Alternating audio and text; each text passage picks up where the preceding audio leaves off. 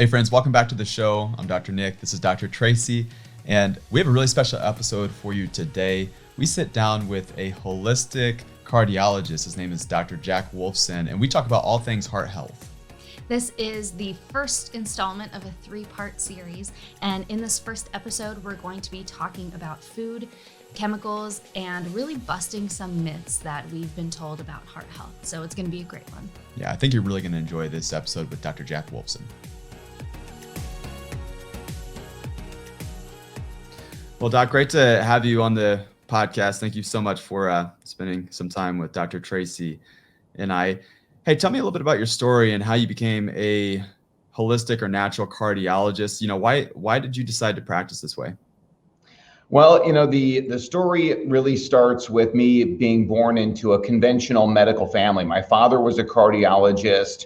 There were other medical doctors that were in my family, and that's pretty much all I grew up around. So my entire life, I wanted to be a cardiologist, just like my father.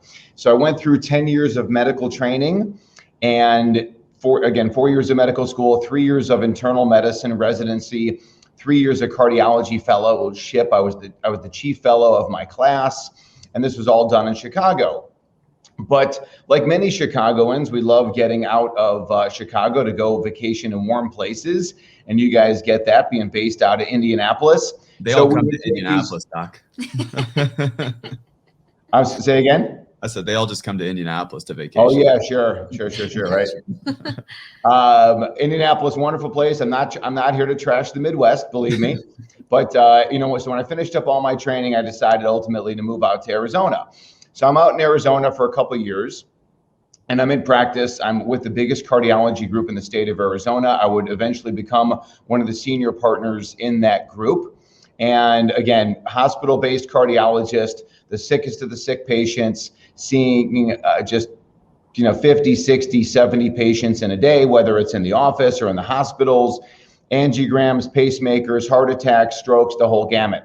Well, it just so happened, and it's kind of a long story in and of itself, but I get fixed up on a blind date with a doctor of chiropractic.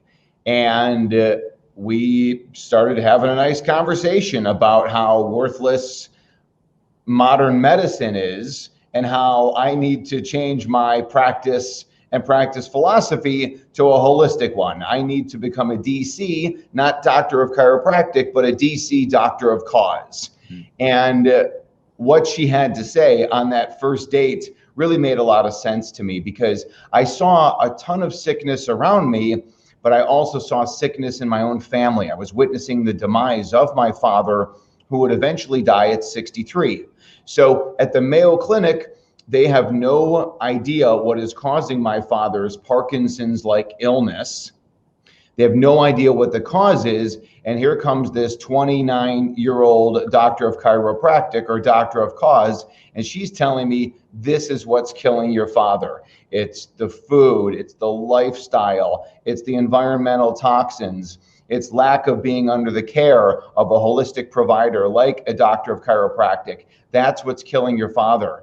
And again, it made total sense. And she basically said, if you want to avoid going down the same path as your father, you better embrace this lifestyle personally and professionally. And I did. And here I am talking about it. And this has changed the way you now practice and practice cardiology. And how is that different now, as far as your different approach now versus what it was back then? Well, it's radically different. Obviously, back then, and even how it is for the vast majority of cardiologists, where and the vast majority of medical doctors in general, where someone comes in to see you, or you see someone in the hospital and you identify what the problem is, and then you come up with some pharmaceutical or surgical or procedural solution to their problem. Well, now, as I practice, again, now we get to the cause of why people have these health issues. So we talk extensively. So if someone comes in with high blood pressure, or they're labeled with high cholesterol, or they've had a heart attack, or atrial fibrillation. Now we really start getting to the foundation of why they have these issues and work on reversing the cause, work on reversing the why, and people do extraordinarily well. Now, there's always a time and a place for emergency medicine. There's a time and a place for trauma. Believe me, I'm not denigrating those doctors who do that. But the reality is, when it comes to real prevention of sickness, the medical doctors have nothing. They have nothing. There's no, aspirin is not prevention. Statin drugs are not prevention. Blood pressure drugs are prevention. They are an artificial Band-Aid approach that is ultimately not successful. So I love that you identified DC as not just doctor of chiropractic, but doctor of cause. As a natural cardiologist, you definitely prescribe to your patients chiropractic care. Why is that, and what benefit have you seen from that? Well, a lot of people, it's kind of funny, Dr. Traci, when people come in to see me, and then I start talking about chiropractic, or maybe they read chapter 14 of my book called The Wonders of Chiropractic, why all my patients are under chiropractic care, because they think I'm trying to push them to my wife. Maybe and people are enthusiastic to hear that. They don't think it's like a sales maneuver to get people. But again, they're like, oh, you just want me to see your wife. I'm like, actually, my wife is very busy with our 4 children. She's not seeing patients right now. Maybe she'll talk to people about children and children's health and children and chiropractic. But me personally, I send people to DCs all over the world, wherever they may be located, when they come in to see me or they see me virtually. But part of my success is predicated on people being under chiropractic care, because I'm not a chiropractor. So people have to see a doctor of chiropractic. And in doing so, under chiropractic care, chiropractic adjustments have been shown to lower blood pressure by up to 17/10 or more. I mean, in the studies that were done, people who have high blood pressure understand that top number, again, the systolic number, a reduction of 17 points and 10 points on the diastolic. That's as good or better than any pharmaceutical without the side effects. So with chiropractic care, we can help to normalize blood pressure. We can lower inflammation. Inflammation is the body being on fire. It's linked to all cardiovascular illnesses. Again, inflammation means higher risk of heart attack, stroke, atrial fibrillation, you name it. Chiropractic is proven to improve immune function. And by improving immune function, immune dysfunction is all linked to cardiovascular disease, how the immune system really starts to damage the heart if it's not monitored appropriately and balanced. And then ultimately, chiropractic care improves what's called heart rate variability, which is another sign of improved autonomic function, which also benefits the heart patient and every patient. So the bottom line is, everybody should be under chiropractic care. I personally believe that the doctor of chiropractic should be the primary care kind of gateway into the medical world or into the health space. And then again, if the doctor of chiropractic can identify maybe some areas where maybe medical intervention is needed, or some other maybe advanced practitioner in that particular arena, well, then the DC can help refer that person out to the person who needs it. That's how I see the future of healthcare. That's the only way that I think that we survive as a species. It is not through the pill and procedure model. It is the pill and procedure conventional medical model is a failure, but it is only propped up by money and the pharmaceutical industry in bed with the government. So in short, everybody see your doctor of chiropractic. If you don't have one, get one. I'm sure Dr. Nick and Dr. Traci can be fantastic resources on how you can see somebody. That's right. Yeah, thanks for that, Doc. That's why, I mean, you get along so well with the Max Living community and our doctors and our network, is not only because you think like us, but you're also very in tune with, it's not just the eating and exercise and minimizing toxins and supplementation and all that, but also taking into consideration the value of the nervous system and the importance of it. And so I really appreciate your perspective on that. The idea of the doctor of chiropractic being a gateway into into the medical model. We've been talking kind of in-house with Dr. Larry Pilevsky, who I think you're familiar with, the natural pediatrician out on the East Coast. And he says something very similar, how, we're no longer interested in changing medicine. It's kind of a sinking ship. The Titanic is sinking. And so, people are jumping off. We're more interested in creating better systems. And this idea of creating better systems and helping people, what I've seen and what we've seen in practice is just there's so much fear behind heart disease.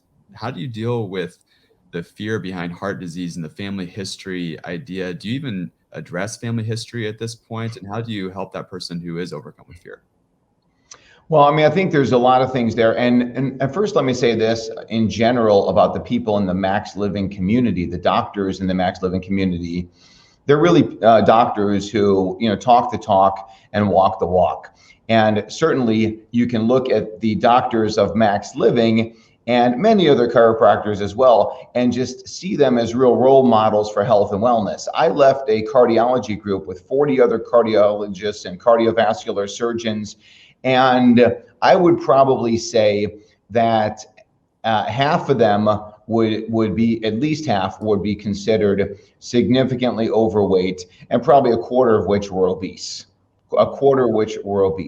So why would we ever use them as a role model to what we're trying to do and achieve? And I think you have to again talk the talk and walk the walk in order to really provide information for these patients about the health and wellness. So I think again that's where Max Living really comes in. As far as people coming in with heart disease as a family history and the fears surrounding that. Listen, there's 300 million, plus a million Americans, and 2/3 of them would be said to have a family history. Does that mean that 2/3 of our people have bad genetics as it pertains to heart disease? That's obviously, pretty foolish. And our genetics are amazing, and they can allow us to run and jump and feel and love and make new babies. Like, our genetics are fantastic. And it is only the environment that interacts with our genetics, the concept of epigenetics, that leads to health problems. So when people say, I've got a family history of a heart attack, well, again, you lived in the same house, eating the same foods, the same toxins that everybody talks about, whether it's air pollution, it is unnatural products used in the home, maybe it's mold mycotoxins, again, all these other things in the personal environment and in the food and in the lifestyle, poor sleep, lack of sunshine, that all impact on our genetics, and now we lead to disease. And ultimately, I use the example of the movie Castaway with the actor Tom Hanks. And I love that movie because I think it really makes it very simple to understand. And for those of you who haven't seen the movie or haven't seen it in a while, because everybody's pretty much seen that movie, Castaway, from the year 2000 approximately. And the idea being is that Tom Hanks winds up on the remote island as the sole survivor of a plane crash.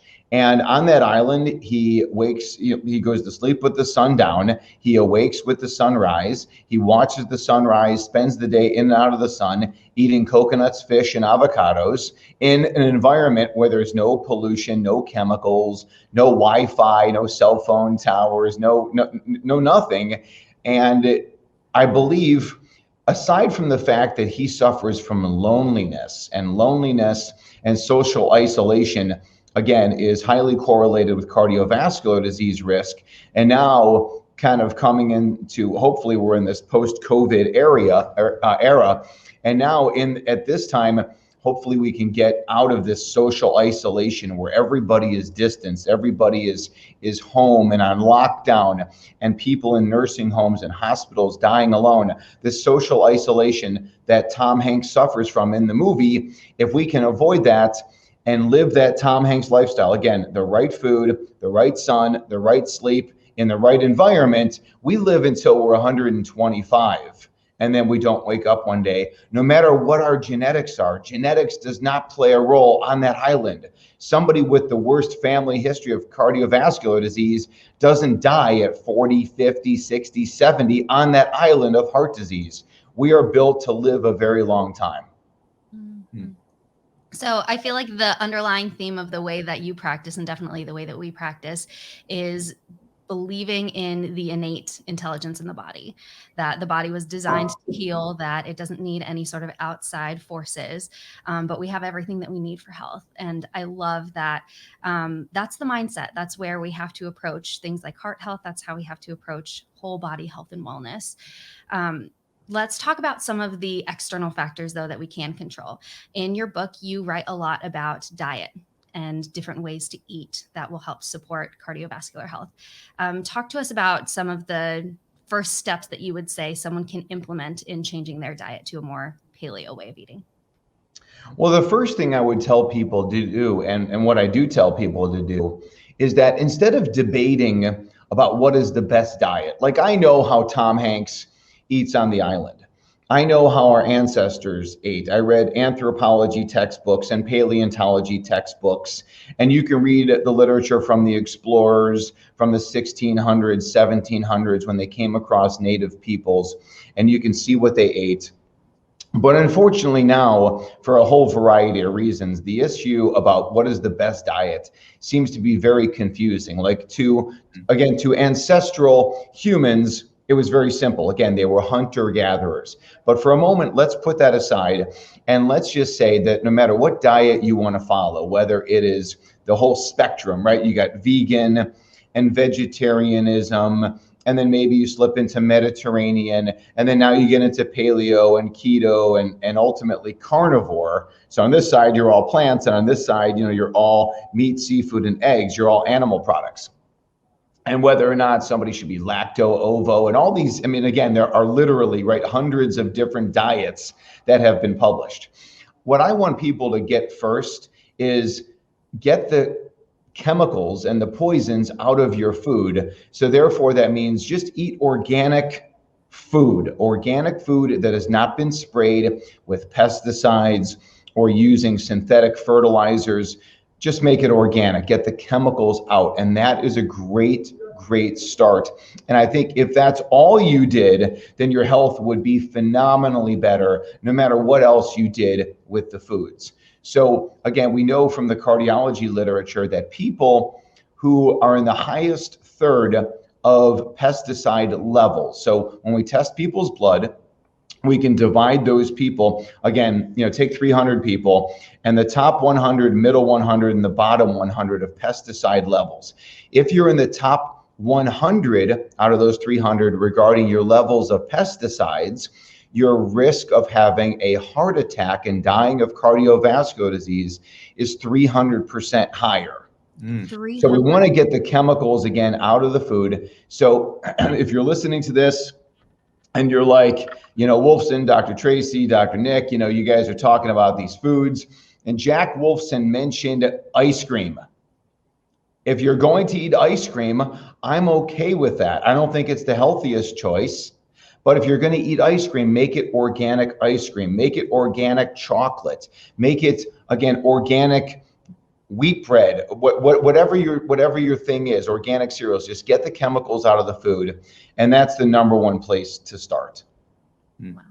There's this idea of things that are cardiotoxic, because people will talk about this and say, well, how in the world does toxicity affect the heart? Well, that directly affects the heart. And what I find a lot of people struggle with in this conversation about nutrition is when you start getting into fats, hey, you need to eat more healthy fats. In fact, we talk about how it's one of the missing ingredients in a lot of people's diets, macronutrients, because they're told, fat makes you fat, that fat will cause heart disease, and fat will build up plaquing in the arteries and cholesterol problems, etc. Being a doctor who talks about maybe the paleo diet or more of a natural diet, what we can call that the advanced plan, which is more of a high fat, high protein. We call it food by God, closest to its natural state, versus food by man. How do you address that with that person who's worried about fat in their diet and cholesterol? I mean, obviously, since the 1950s, and a man by the name of a doctor by the name of Ansel Keys did research in the 1950s and 60s, And his research, he was at a very high profile institution, University of Minnesota, at the time when he was doing the research, and that was kind of tied in with the Mayo Clinic. So he was very well known, Dr. Ansel Keys. And he was a proponent of what's called the low fat hypothesis. He was saying that cardiovascular disease is from high fat, it's from saturated fat, it's from cholesterol consumption. He was one of the first people who promoted that. Now, there were a lot of doctors that were against him at the time. Doctors all around the world, very famous doctors, and these stories are told in many different books. Well, Ansel Keys really had the ear of the federal government, and he also certainly had the ear, and he was also likely very much in bed with big food companies, big ag and big food. So when you're essentially in bed with Kellogg's and Nabisco and Quaker Oats, and you're able to sell all those foods that are non-perishable, they can sit on a shelf, for a year, 2 years, 3 years. And again, because they are very carbohydrate rich, it was very well known that those are addictive foods. They knew obviously from animal studies where they're feeding animals these carbohydrate and grain rich foods, the animals got fat. And people, again, the ability for these farmers to raise obese animals and then of course to sell them for extreme profit. And they realized that the American palate really preferred those fattier, well marbled cuts of meat. They enjoyed the taste more. So that's really kind of the foundations from the 50s and 60s about the low fat hypothesis. And again, it just continued to propagate itself when in reality, of course, we are paleo eaters and we eat plenty of fats. And we eat fat from avocado, fat from seafood, free range grass-fed meats. We eat fats that are, everybody would agree that nuts and seeds are healthy. And of course, they're full of fat. We can say avocados are healthy. They're full of fat. Ultimately, if you look at the most studied diet in the world, it is the Mediterranean diet. And the Mediterranean diet was researched where basically they're giving people in the study group, they're giving them a gallon cans of olive oil. Like they're sucking down olive oil like anybody else would be, drinking water. So, and olive oil, of course, by definition is pure fat. And then ultimately, guys, what I like to say is that, eat the caloric equivalent of either a loaf of bread or a bottle of olive oil. And if you eat the bottle of olive oil, or in that case, drink it, you will wake up the next morning and you will actually weigh less. As opposed to if you eat bread, you can just stick it right to your rear end or wherever you don't want it to stick to. So I'm definitely a proponent, like you guys, of higher fat consumption. There's plenty of studies and data that shows that fat is not the problem. Carbohydrates are the problem. Of course, simple sugars, processed foods, pretty much everybody agrees on that. But then there'll be a difference again in philosophies when it comes to kind of the, whether we should go more towards lower fat, more towards higher fat. I will say one more thing about that. I do have a friend who's a vegan cardiologist who was a very low fat proponent, but as studies have come out most recently saying that actually higher fat improves vascular reactivity in the way blood vessels function, he's actually shifted his way of thinking, which after, 63 years of him being on the planet Earth and over 40 years as a vegan, it's a major paradigm shift for him. But I think, again, what is common sense is really coming out in the literature as well. That's so good. Can you explain vascular reactivity for listeners so they could get a better understanding of that?